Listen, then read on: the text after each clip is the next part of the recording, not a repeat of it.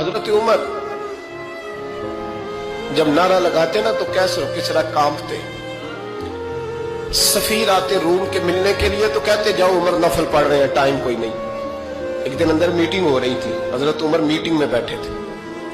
आपके बेटे मिलने आए अब्दुल्ला इब्ने उमर। अब्बा जी अंदर आ गए, फरमाया दरवाजे पे खड़ा हो, मैं जरूरी बात कर रहा हूं, अंदर ना आना। जनाब अब्दुल्ला इब्ने उमर कहते हैं मैं दरवाजे पे खड़ा हो गया।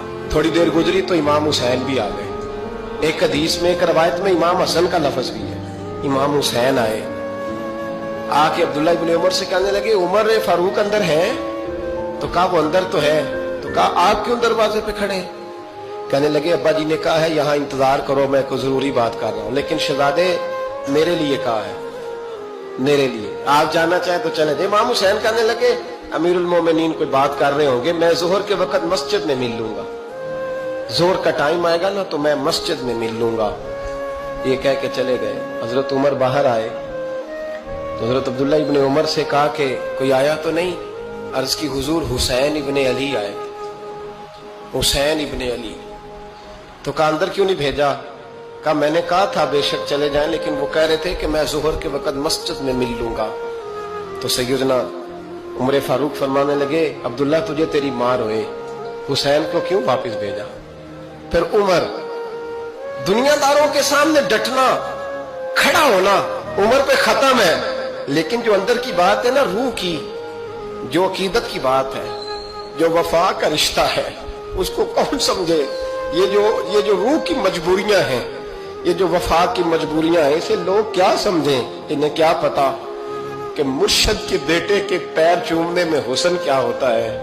इन्हें क्या पता कि जब उस्ताद का बेटा घर में आता है तो दिल करता है मकान बेच के इसे दे दें, इसके बाप की नेकियां बड़ी हैं। जनाब उमर फारूक दौड़े गए, इमाम हुसैन के दरवाजे पे दस्तक दी।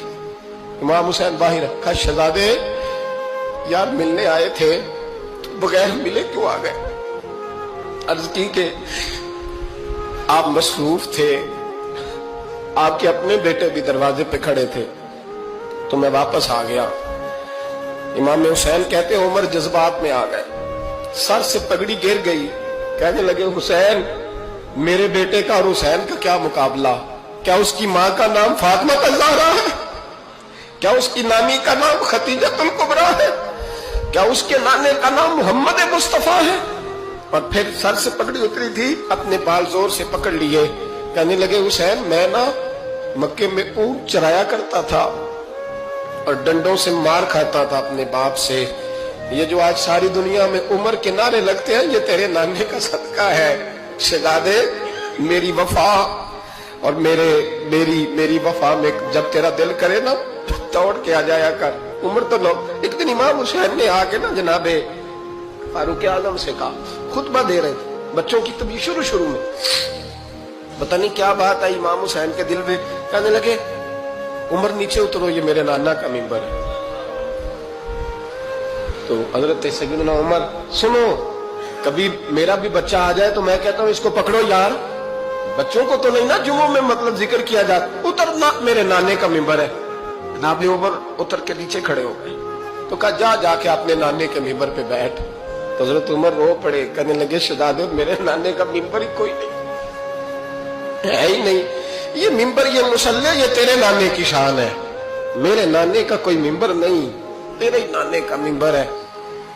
थोड़ी देर खड़े रहे तो इमाम हुसैन कहने लगे अच्छा कोई नहीं आपके नाने का मिंबर का नहीं? का चलो फिर मेरे नाने के मिंबर पे बैठ जाओ, चलो खैर है, कोई नहीं आपके नाने का? क्या नहीं?